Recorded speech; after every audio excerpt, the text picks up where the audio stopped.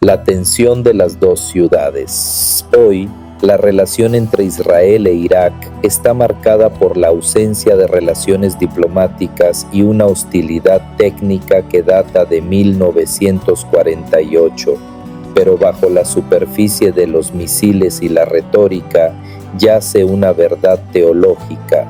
Ambos pueblos reclaman a Abraham como padre, pero en tierras diferentes. Israel mira hacia el monte Moría en Jerusalén, el lugar donde Isaac fue ofrecido. El mundo árabe e Irak miran hacia las tradiciones que vinculan a Ismael con la preservación de la fe monoteísta en el desierto. Estamos ante una fractura que no es solo política, es una disputa por la primogenitura espiritual en el corazón del creciente fértil. La historia que comenzó en una tienda entre el Tigris y el Éufrates sigue escribiéndose hoy en las fronteras de Oriente Medio. La arqueología puede desenterrar las murallas de Ur o los palacios de Babilonia, pero no puede desenterrar la paz, porque la paz no es un objeto, es una reconciliación de memorias. Mientras los descendientes de Isaac e Ismael sigan viendo su bendición como algo que excluye la del otro, la fractura de 4000 años seguirá abierta.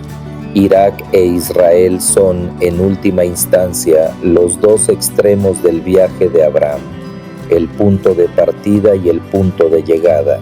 Y hasta que el inicio y el fin no se reconcilien, la tienda en el desierto seguirá dividida.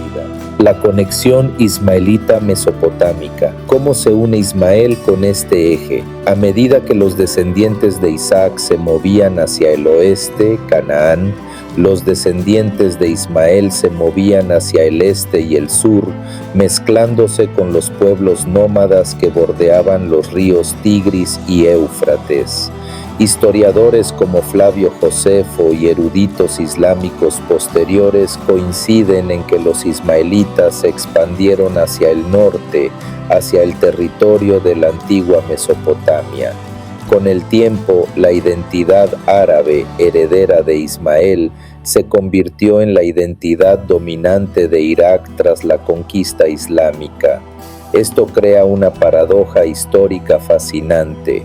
Cuando los líderes modernos en Bagdad o Jerusalén se miran con recelo, están ignorando que comparten el mismo ADN cultural mesopotámico. El conflicto moderno es una lucha entre el hijo que se fue y volvió, Israel, y el hijo que se quedó y se transformó, Irak/Ismael. Dios cumplió su palabra. Ismael engendró 12 príncipes que se convirtieron en naciones. Se establecieron desde Jávila hasta Shur, una franja que hoy comprende desde la frontera de Egipto hasta el corazón de la península arábiga y el sur de Jordania. Lo que hoy llamamos el mundo árabe es, en su raíz espiritual y tradicional, la manifestación de esa promesa hecha a una sierva egipcia que lloraba en el desierto. El vínculo ancestral, Israel e Irak.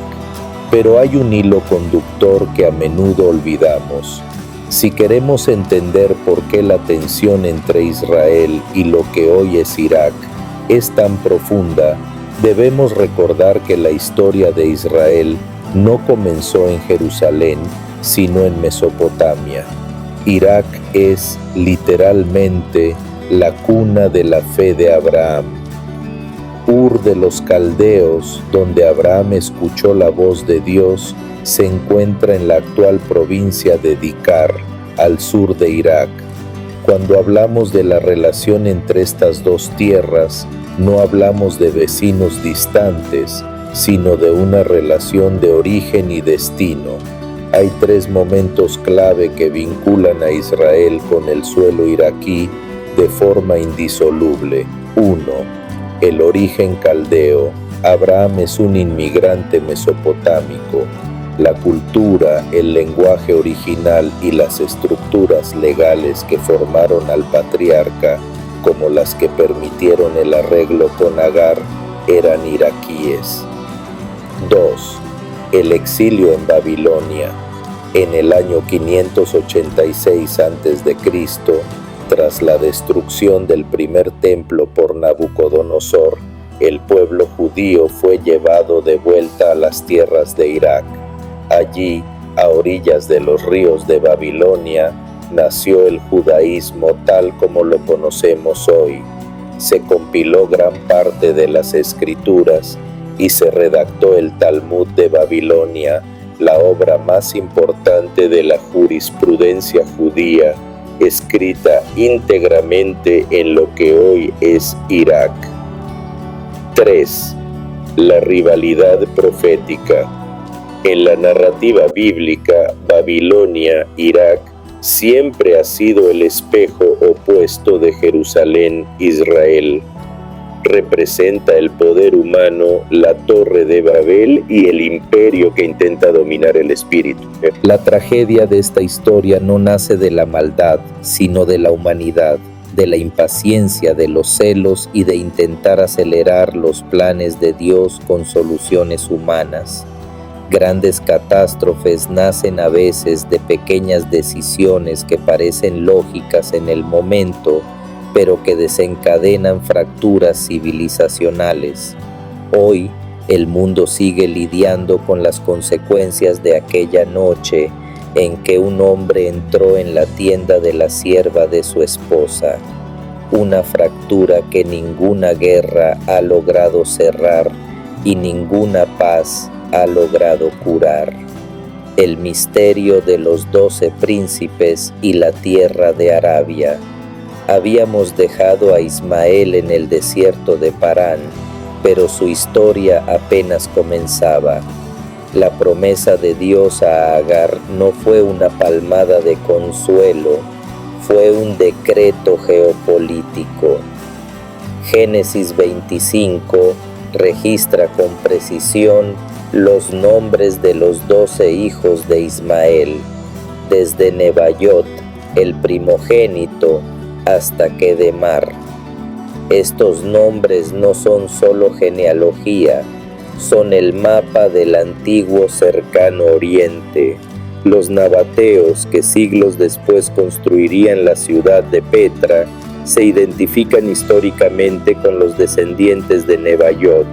Los cedarenos, hijos de Cedar, son mencionados repetidamente en las inscripciones asirias y en los profetas bíblicos como una poderosa confederación de tribus árabes que dominaban el comercio de incienso y especias. El nacimiento de Isaac y la fractura definitiva.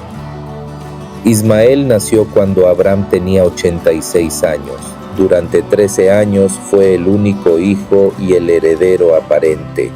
Pero cuando Abraham cumplió 99, Dios reapareció para establecer una alianza formal. Cambió los nombres a Abraham y Sara y dio la noticia increíble. Sara, a sus 90 años, daría a luz a Isaac. Abraham rió de asombro y rogó por Ismael. Ojalá Ismael viva delante de ti. Dios escuchó, prometiendo bendecir a Ismael y convertirlo en una gran nación con 12 príncipes, pero fue claro, la alianza específica y eterna sería con Isaac. La bendición era compartida, pero la alianza era exclusiva. Isaac nació y durante el banquete de su destete, el conflicto latente explotó. Sara vio a Ismael, que entonces tenía unos 17 años, riendo o burlándose. La reacción de Sara fue radical, exigió la expulsión de la sierva y su hijo. Para Abraham esto fue profundamente doloroso, pero Dios intervino y le dijo que escuchara a Sara, reiterando que en Isaac sería llamada su descendencia, pero que de Ismael también haría una nación por ser su hijo. Al amanecer, Abraham entregó pan y agua a Agar, puso al muchacho en sus hombros y los despidió hacia el desierto. Imaginen la escena, un padre despidiendo a su primogénito hacia una muerte probable. En el desierto, cuando el agua se acabó, Agar lloró esperando el final.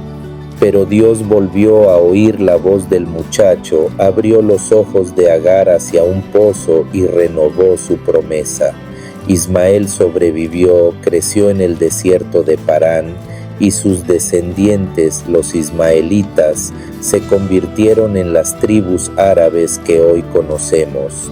De la tienda a la geopolítica, Israel e Irán, los descendientes de Isaac se convirtieron en la nación de Israel. Pero, ¿cómo entra Irán en esta historia si los persas no descienden biológicamente de Ismael? La conexión es una historia de capas superpuestas. Originalmente persas y judíos eran aliados. Ciro el Grande fue quien permitió el regreso del exilio babilónico.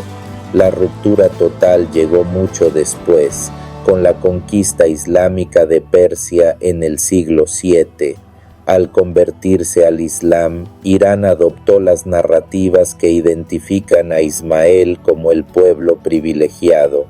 Con la Revolución Islámica de 1979, Irán se posicionó como el líder ideológico de la oposición al Estado judío. Aunque no son árabes, heredaron la tensión original, el hijo de la sierva contra el hijo de la promesa. La herida de 4000 años. Es cierto que hoy intervienen el petróleo, la energía nuclear y la geopolítica, pero no se puede ignorar el sustrato existencial.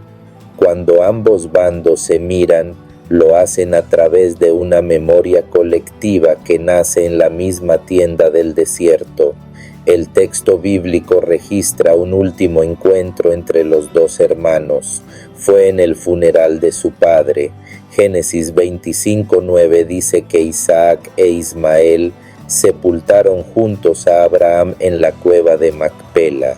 No hay registro de palabras ni de reconciliación, solo dos hombres cumpliendo el deber de enterrar al padre que ambos amaron. 4000 años. Ese es el tiempo exacto que separa una decisión tomada en una tienda en medio del desierto del conflicto que hoy domina los titulares del mundo. Cuando vemos los misiles cruzar el cielo entre Israel e Irán, pocos perciben que están presenciando el capítulo más reciente de una rivalidad que comenzó con un solo hombre, Abraham, y con dos mujeres que jamás lograron compartir el mismo techo. Para entender cómo llegamos hasta aquí, necesitamos volver al inicio, no al inicio político ni al territorial, sino al inicio familiar, porque este conflicto no nació en gabinetes diplomáticos ni en campos de batalla, nació en el seno de una familia. Y es exactamente por eso que ninguna negociación ha logrado resolverlo en 4 milenios. El amado y la promesa imposible. Nuestra historia comienza en Ur de los Caldeos, una ciudad próspera en lo que hoy es el sur de Irak. Allí vivía un hombre llamado Abram. Su nombre aún no había sido cambiado. Tenía una esposa llamada Sarai, una posición social estable y absolutamente ningún motivo racional para abandonarlo todo. Pero entonces vino la voz. El libro de Génesis, en su capítulo 12, registra el llamado divino de forma directa, casi abrupta. Dios le ordenó dejar su tierra, su parentela y la casa de su padre para ir a una tierra que le sería mostrada. No había mapa, no había coordenadas, solo una promesa. ¿Y qué promesa? Dios le dijo que haría de él una gran nación, que bendeciría a los que lo bendijeran y maldeciría a los que lo maldijeran. En él serían benditas todas las familias de la tierra. Era el paquete completo, descendencia numerosa, protección divina y relevancia histórica universal. Sin embargo, había un problema devastador. Sarai era estéril. El texto bíblico enfatiza este detalle antes siquiera de narrar el viaje. Génesis 11:30 lo registra de forma clínica. Sarai era estéril, no tenía hijos. La promesa de una nación le fue hecha a un hombre cuya esposa no podía engendrar. Abram tenía 75 años cuando partió de Harán hacia Canaán. Allí Dios refinó la promesa. A su descendencia daría aquella tierra. Abram construyó un altar, el primero de muchos, marcando un encuentro con el Dios que prometía lo imposible a un hombre que envejecía sin herederos. La solución humana, Agar e Ismael. Pasaron 5 años, luego 10. Abram y Sarai seguían sin hijos. La promesa permanecía suspendida en el aire, aparentemente inalcanzable. Entonces llegó la noche que lo cambiaría todo. Génesis 15 describe una escena extraordinaria. Dios lleva a Abram fuera de su tienda y le pide que mire al cielo y cuente las estrellas. Así será tu descendencia, le dice. Abram creyó y eso le fue contado por justicia. Él creyó, pero la biología seguía gritando lo contrario. Abram tenía ya 85 años y Sarai 75. En ese contexto de desesperación silenciosa, Sarai tomó una decisión que reverbera hasta hoy. Ella le propuso a su marido una solución práctica y culturalmente aceptable para la época, respaldada incluso por el Código de Hammurabi, que Abram tomara a su sierva egipcia Agar como concubina para que a través de ella Sarai pudiera tener hijos legales. El texto dice simplemente que Abram atendió a la voz de Sarai. No hubo consulta divina. Tras 10 años de espera, aceptaron una solución humana para un problema que Dios prometió resolver de forma divina. Agar concibió rápidamente y ahí estalló el primer conflicto. Al verse embarazada, Agar comenzó a mirar a su señora con desprecio. Sarai, incapaz de soportar la mirada de su propia sierva, confrontó a Abram. La tensión subió de tono hasta que Sarai afligió a Agar con tal dureza que la sierva, estando embarazada, huyó al desierto. Fue allí, junto a una fuente, donde el ángel del Señor la encontró. Agar se convirtió en la primera persona en la Biblia en recibir una visita angélica personal. El ángel le ordenó volver y someterse, pero le dio una promesa casi idéntica a la de Abram. Su descendencia sería incontable.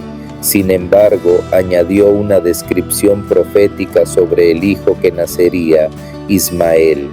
Será un hombre salvaje, su mano será contra todos y la mano de todos contra él. Una profecía de conflicto perpetuo.